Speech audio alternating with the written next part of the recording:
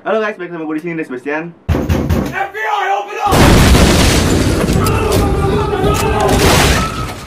Oke, hari ini gue diundang nih di toko lokal, brand lokal ya, yaitu namanya Live Store. Jadi hari ini gue bakal ke sana dan kita bakal bikin konten baru di sana. Kita bakal acak-acak kali tokonya. Yang yuk ikutin gue perjalanan ke sana. Let's go. Nah, oke, ini kita lagi di jalan. Buat lu semua yang nggak tahu Live itu toko officialnya di mana, nih gua kasih tahu. Oke, jadi Live itu ada di Kemang.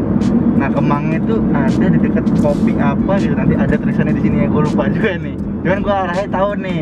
Nah, buat lu semua ikutin aja terus kita ke Live. Ini menurut gua pengalaman yang keren banget. Bisa diundang langsung ke sana, ke salah satu brand lokal yang menurut gua cukup viral waktu itu karena ada artikelnya yang banyak banget dipakai. Apalagi pasti tanya outfitnya si mundut-mundut itu loh.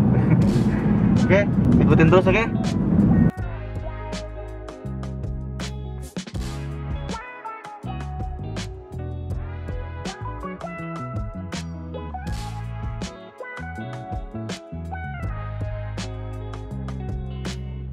Oke, ini kita udah sampai, cuman hujan nih. Mungkin gue bakal hujan-hujanan dulu ke tokonya, nanti kita langsung shoot di tokonya aja, oke? Let's go! Nah, ini gue di depan toko Live. Kita langsung aja kali ya, masuk. Kita cek, ada apa aja nih dalam nih. Yuk masuk.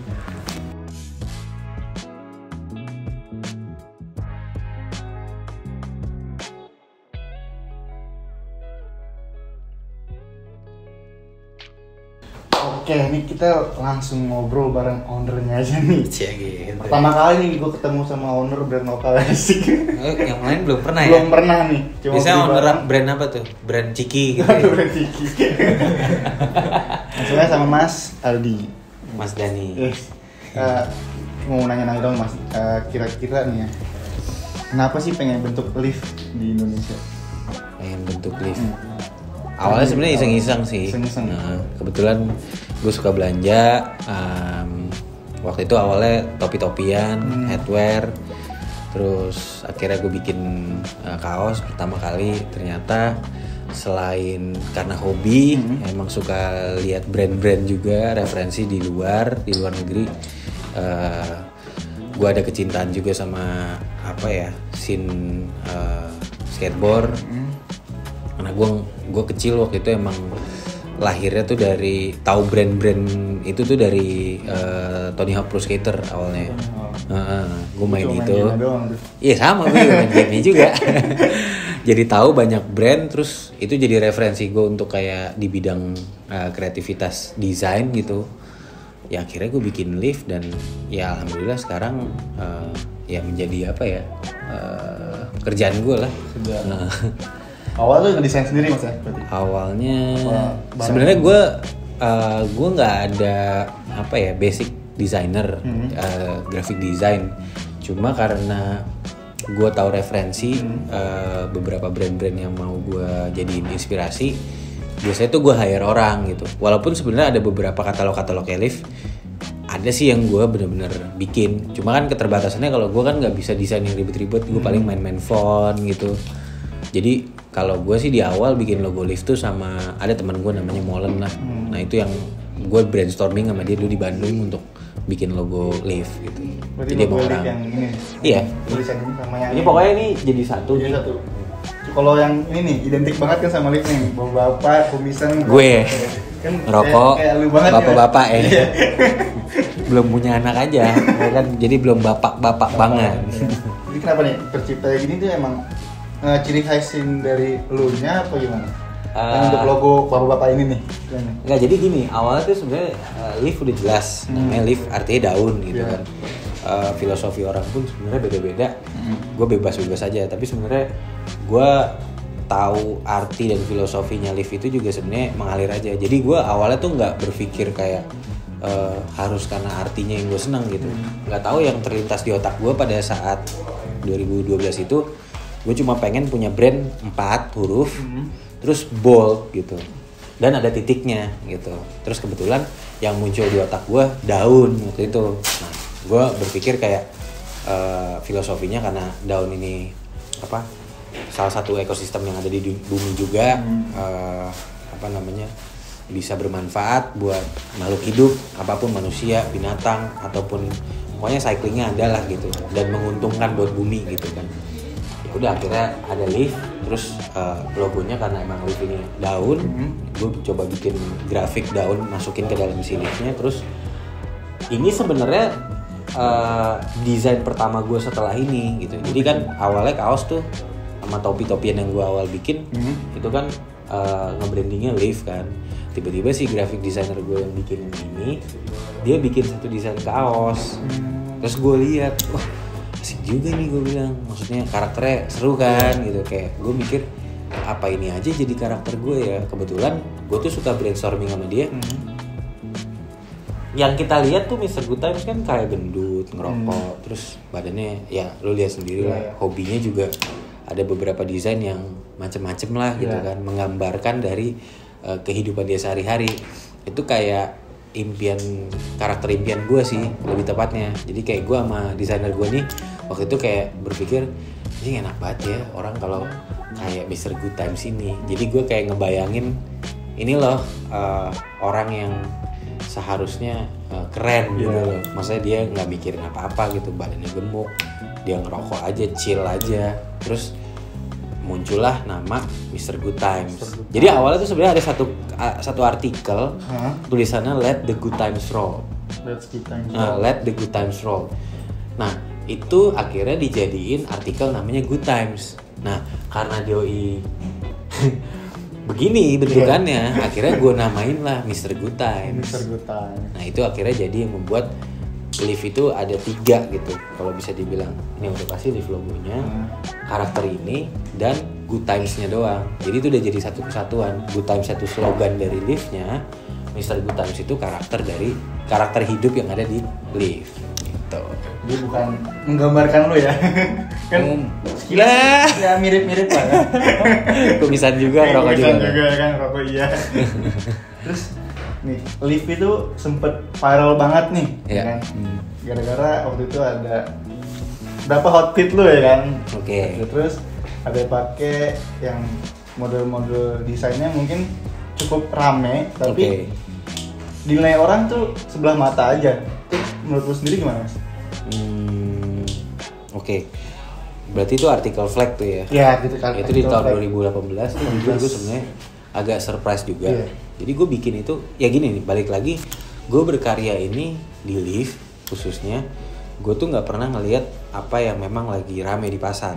Kita tarik mundur tahun 2016 itu menjadi semacam apa ya, batu loncatan lah, semacam milestone-nya Leaf kalau bisa akhirnya dikenal lebih banyak lagi. Karena gue pada saat itu kayak memberanikan diri untuk melawan pasar.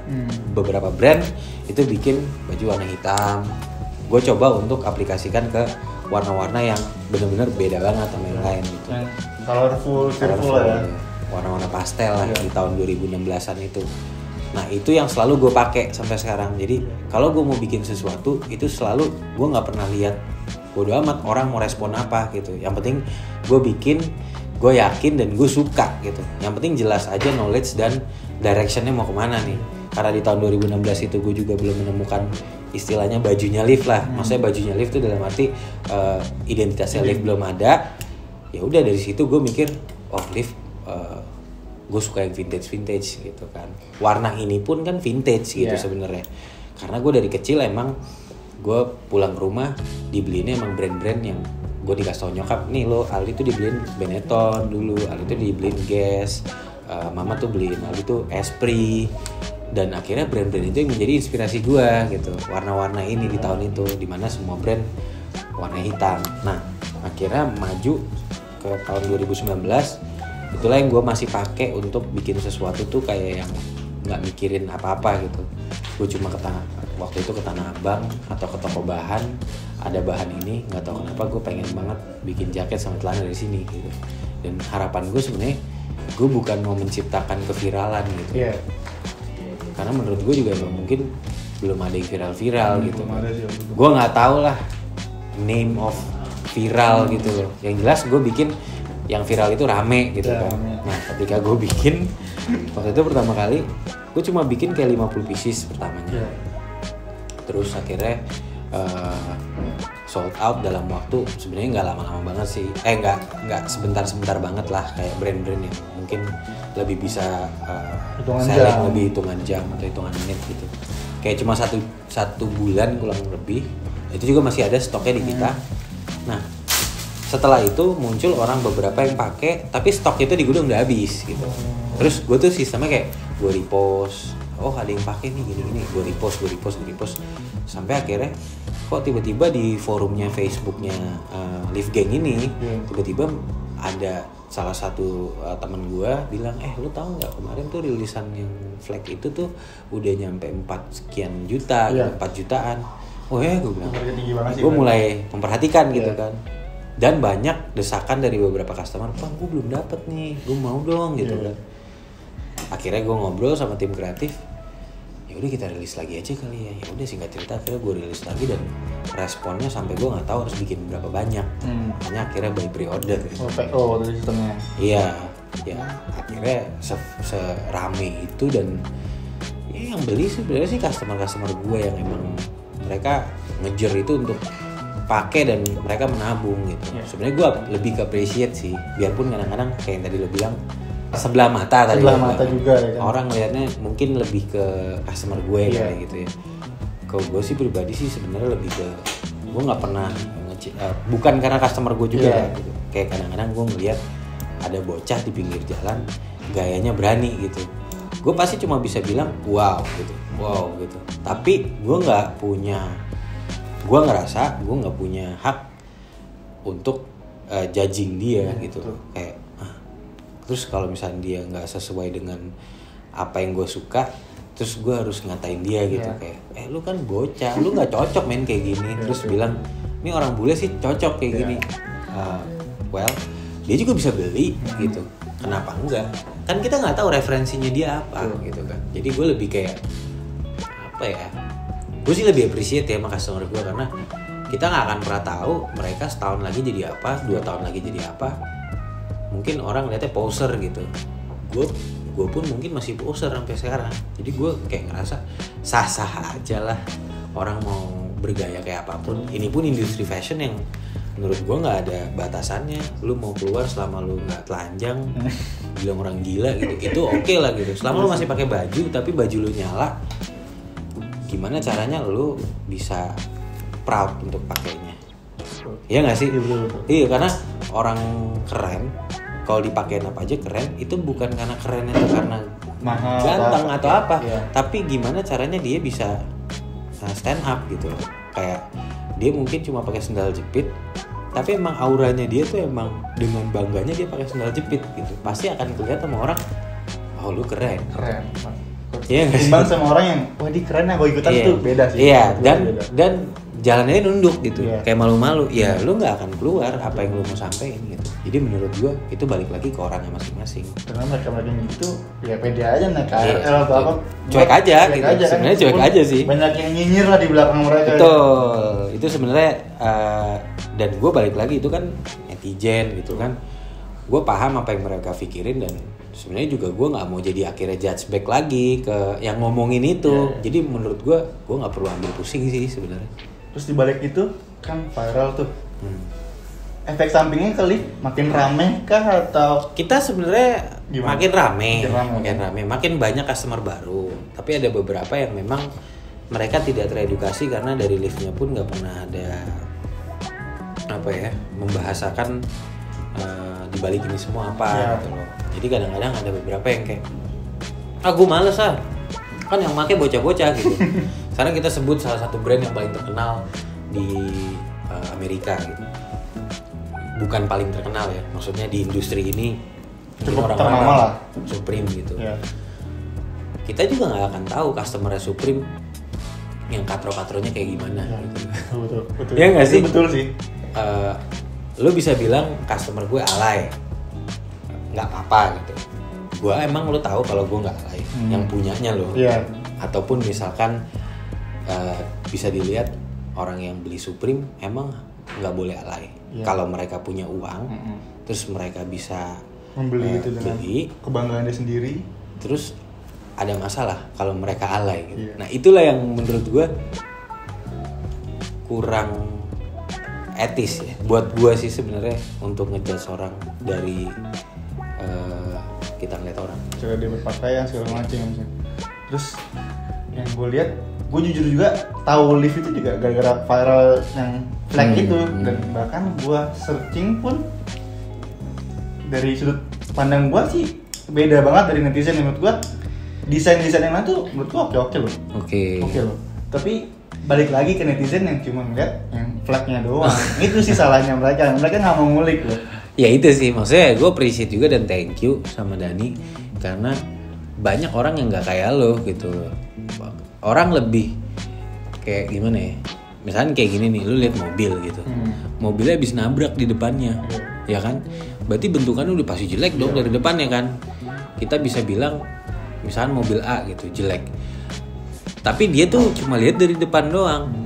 Kan ada tipikal orang yang emang suka nyinyir gitu ya. Emang orangnya nggak mau usaha ngeliat depannya doang, ih jelek mobilnya gitu. Padahal mereka nggak tahu nih, kasihan ini habis nabrak atau apa. Ketika lihat dari samping, kan ada orang yang pengen tahu ini sebenarnya mobil apaan sih. Coba deh lihat samping, coba lihat belakangnya, dalamnya kayak apa sih gitu kan.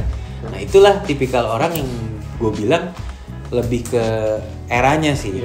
Dan bebas, sekali lagi ini balik lagi pandangan gue begini gitu. Jadi gue appreciate sama orang yang mau cari tahu sih intinya gitu loh, dalamnya kayak apa. Karena gue bikin Liv ini bukan proyeksi apa ya, uang atau bisnis awalnya, walaupun sekarang ya bicara bisnis pasti ada gitu. Tapi gue bikin Liv ini karena emang sesuai dengan kesukaan gue mau berkarya, gue menciptakan ekosistem. Di balik cerita itu semua sekarang ada nggak sih yang terbaru dari Liv? Misalnya kayak produknya, upgrade bahan segala macem, ngikutin kayak atau ada rilisan baru atau apa gitu? Ada sih. Kebetulan kita tahun ini agak telat rilisnya karena kita juga berusaha untuk salah satu servis kita juga ke customer gitu, dan banyak yang masukan.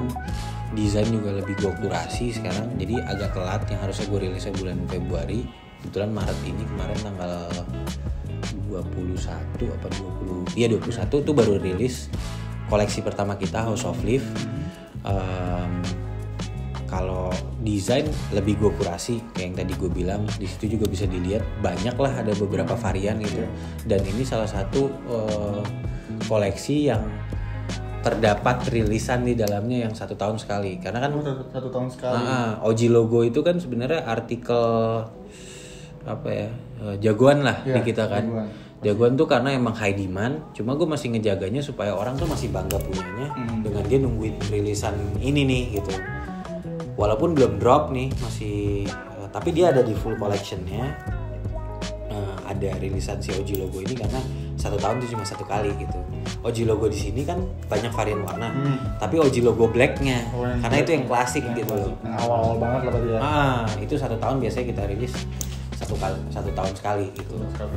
Kalau dari yang baru dari bahannya sih sebenarnya variannya kemarin yang baru dikeluarin sama Liv, teasernya itu baru full drop t-shirt. Sebenarnya nanti kita ada chino, ada baggy pants, terus ada outernya yang lain kayak coach jacket, windbreaker. Kita lagi di proses bikin rajut juga, terus kemeja, topi, aksesoris lainnya lah ya. Tapi kalau mau khususnya di expose ke apa yang udah kita teaserin, dimana itu kaos, ya kita punya yang terbaru sekarang. Kita kembali lagi nih karena Liv tuh kan bahannya kadang-kadang suka beda-beda. Kemarin juga beberapa customer nanya kayak, Liv tuh sebenarnya bahannya pakai apa sih gitu. Nah, kita tuh nggak pernah menyuarakan itu gitu loh. Kayak yang orang tahu dari tahun 2016 Liv tuh emang udah pakai 20S. Combat gitu kan. Terus sizingnya kita tuh kalau bisa dibilang sizing luar aja orang tahu. Pokoknya orang beli kaos Liv tuh size S itu udah sama kayak M-nya luar gitu. M-nya lokal. Oh, M lokal. S-nya kita, M-nya brand lain di lokal. Iya. Nah, kebetulan dari sizing pun kita juga sekarang udah firm, udah tentuin. Bahkan sekarang kita S-nya kita tuh kadang-kadang L-nya lokal. Jadi makin oversize lah ya. Ya, ini juga yang sebenarnya gue mau edukasi sih. Lift itu bukan kaos oversize. Jadi kadang-kadang customer juga nanya gitu kan. Bukan nanya ya, bang lift tuh oversize ya? Gua rasa juga kayaknya dia nggak paham apa arti oversize. Yeah. Mungkin yang lo orang-orang tahu mungkin oversize yang kebanyakan ya customer gua itu mereka tuh di pikirannya tuh oversize itu adalah sebuah pola kaos yang lebih besar dari biasanya. Tapi sebenarnya itu umumnya sih orang. Iya, tapi pola oversize itu adalah pola. Jadi cutting baju yang memang oversize, agak boxy. Jadi dia lebih pendek. Terus yang udah pasti lebih besar. Terus lengannya panjang. Lengannya panjang, tapi dia kan alasannya karena di drop shouldernya gitu. Nah, itu yang menurut gua agak kurang ini sih. Maksudnya ya ini salah satu untuk ngedukasi orang-orang juga. Oversize itu bukan hanya sekedar besar, tapi polanya memang berbeda. Nah, itu kalau dari sizing sekarang kita naik lagi. Jadi S-nya Lift tuh kalau bisa dibilang ada beberapa bahkan di brand lokal L-nya. Jadi kita benar-benar gede banget 59 cm untuk si ini. Pokoknya itu dari sizing. Jadi berarti kalau orang-orang yang agak besar badannya bisa pakai yang M aja juga cukup kali ya. Betul. Karena gue lihat brand-brand lokal kadang nggak punya sizing ekstra besar. Iya. Kadang kayak disayangkan kalau orang-orang yang demen brandnya dia tapi nggak ada sizingnya. Betul. Jadi ke brand lain. Iya. Ya itu yang jadi permasalahan di beberapa orang-orang yang punya badan agak sedikit besar gitu. Mereka tuh benar-benar pusing ya mikirin baju gitu. Begitu mereka udah, gue bahkan ya sampai punya salah satu customer, gue tuh punya size double XL tuh kan, double XL dan triple XL tuh baru tahun 2020 awal. Baru tahun kemarin ya sebenarnya. Tahun kemarin, awal. Itu setelah gue punya double XL dan triple XL, sampai ada orang itu pokoknya setiap rilis baru dia udah pasti dia doang yang, maksudnya bukan dia doang ya, dia udah pasti beli. Pasti beli ya. Karena dia bilang sesusah itu dan baju gue lift doang di lokal. Karena bisa fit sama badan gue nanti gitu. Dan itu satu lagi terakhir, bahannya pun material kita pakai grade A lah kalau bisa dibilang. Kita pakai 20S American Cotton. Kalau bisa dibilang heavyweight. Lo yang suka beli baju band luar itu biasanya rata-rata bajunya tebel, yang namanya heavy udah pasti berat gitu. 205 gram atau 205 GSM. Terus kita pakai di semua warna kalau sekarang. Kalau dulu mungkin Lift sempat pakai bahan grade A yang ini, tapi kita hanya di hitam dan putih. Wah, hanya hitam dan putih. Warna-warna lainnya masih yang standar pada. Masih pakai combat kita waktu itu. Cuma kalau yang sekarang ini kita pakai semuanya warna tuh di American Cotton. Untuk yang 20S ini kan yang gua tahu sendiri, itu kan ukuran bisa menciut kalau kita cuci. Nah, kalau yang ini dia bakal ciutnya seberapa senti kah? Kalau yang umum yang itu juga sebenarnya gue juga nggak bisa pasti ya maksudnya. Tapi yang pasti nggak bisa pasti, tapi yang pasti. Nggak, jadi yang gue kira bahan full katun, walaupun sebenarnya ini bahan juga kayaknya gue bilang nggak mungkin 100% katun. Nah pasti ada campurannya. Sebenarnya kalau masalah ciut pasti ciut semua, tapi kayaknya kecil lah ciutnya, mungkin sesenti kali ya. Sesenti kayaknya sih. Harga ada kenaikan kah atau apa? Karena harga ada kenaikan, kita ke 199.000 sekarang. Ya ini sebenarnya salah satunya sih, kayak kita juga mesti appreciate buat tim kita gitu, kayak yang tadi mungkin kelihatan gitu tadi. Iya, kelihatan.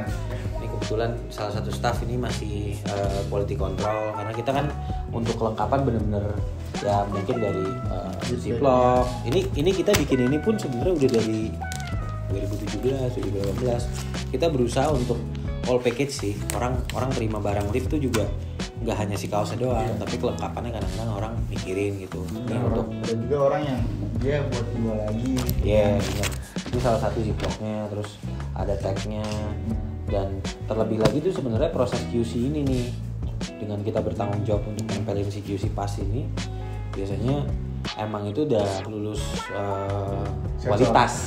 Iya. Dulu sensor di Lulus sensor.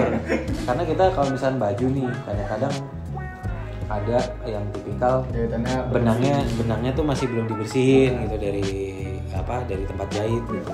Itu biasanya kita QC ulang. Jadi kita make sure sampai ke customer itu tinggal pakai lah. iya, resikonya tuh kecil lah. Iya. Mungkin dari berapa ribu kaos ada mungkin 1-2 gitu. Tapi kalau dengan kita tidak melakukan proses quality control ini, mungkin bisa akan lebih banyak lagi yang kayak gitu. Karena ini dikerjainnya juga benar-benar dicek sablonannya ada yang defect apa enggak, miring apa enggak, terus sesuai enggak, size chartnya juga dihitung lagi per satu baju, digelar, terus kelengkapannya juga mesti dicek. Apalagi biasanya Cul, yang paling sering QC itu yang paling sering sablonan udah, benang udah, terus juga label tag biasanya miring kenapa? apa enggak, Kadang-kadang ada aja tuh label tag yang miring apa enggak. Itu atau enggak biasanya. kadang kepotong gini, Oh, potong setengah. Nah, itulah proses QC di kita gitu. jadi benar-benar orang lihat barangnya udah bagus banget lah, selain jadi nggak harus. Ya, kita maksimalin lah gitu. Dan double C lah itu. Iya. Dari Ibaratnya pabrik langsung ini juga. garansi uang kembali lah ibaratnya gitu. Terus yang terakhir nih Mas, kira-kira nih bakal rilis lagi nggak sih yang flag atau polka yang viral waktu itu? Nah, itu gue nggak akan bisa jawab sebenarnya. Itu tergantung wangsit gue dapetnya nih. Karena ya gue juga kadang-kadang berpikir mau rilis itu kan yang kedua, yang terakhir final itu kan yang rame. Itu juga sebenarnya gue akhirnya didesak sama beberapa orang dan bukan hanya dari customer gitu. Jadi itu kadang-kadang nggak bisa gue tentuin feel-nya gitu. Tapi gue akan mungkin banget gue akan rilis, tapi gue nggak tahu, mungkin tahun depan, mungkin 2 tahun lagi, atau mungkin 5 tahun 10 tahun lagi, gue nggak tahu sih. Karena yang gue lihat tuh harganya makin tinggi loh. Iya. Kayak ibaratnya kayak lu beli Supreme logo box. Tapi versi lokal yang flag ini. Iya, itu sebenarnya ya banyak sih sekarang brand tuh emang di resell sih, dan gue senangnya orang sekarang customer tipikal bukan hanya untuk pakai tapi mereka untuk bisnisin ulang kan. Iya. Selama itu menguntungkan buat beberapa customer buat gue sih sebenarnya membuka peluang buat customer gitu. Itu fine aja untuk di resell ya. Silakan gitu loh. Cuma kan kadang-kadang lu mau nge-resell 100 juta satu kaos, ya gue sih nggak apa-apa gitu. Yeah. Cuma apa iya kejual gitu. Kalau kejual ya syukur, lu berarti rezeki lu gitu. Emang hoki lu di situ. Emang hoki lu gitu. Oke, berarti itu aja Mas. Thank you banget Siap. nih. Sama-sama Mas Ini Andi. jajan nih Jan. Siap. Kita let's dulu lihat barangnya.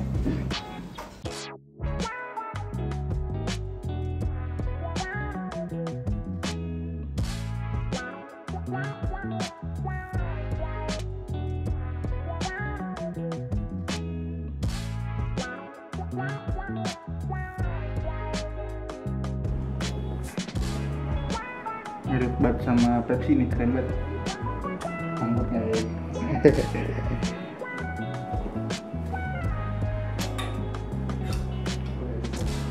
Oke, bakal viral nih. Tapi kawin. Di depannya good times. Keren kan?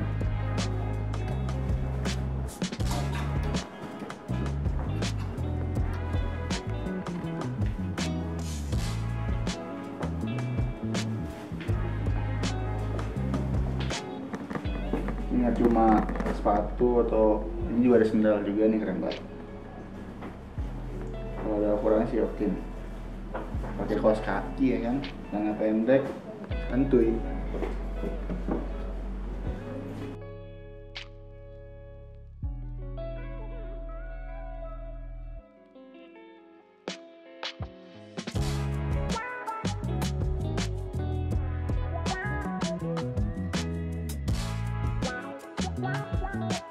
Oke, itu dia tadi kita habis dobrak toko asik. Ini mungkin seri terbaru gua di channel Denis Sebastian. Terima kasih yang udah mau nonton dari awal sampai akhir ya kan. Nih gua udah belanja juga, nanti gua review juga barangnya. Ditunggu aja video reviewannya, oke?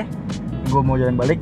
Itu aja mungkin dobrak toko Live Store bareng Mas Aldi nya langsung. Oke? Jangan lupa untuk klik tombol like, komen video apa lagi yang harus gue buat, terus di-share ke teman kalian kalau ada video yang kayak gini nih. ada cerita-cerita di balik brand lokal. Terus yang terakhir jangan lupa untuk diklik tombol subscribe-nya dan klik tombol lonceng supaya video terbaru dari gue nggak ketinggalan. Bye bye.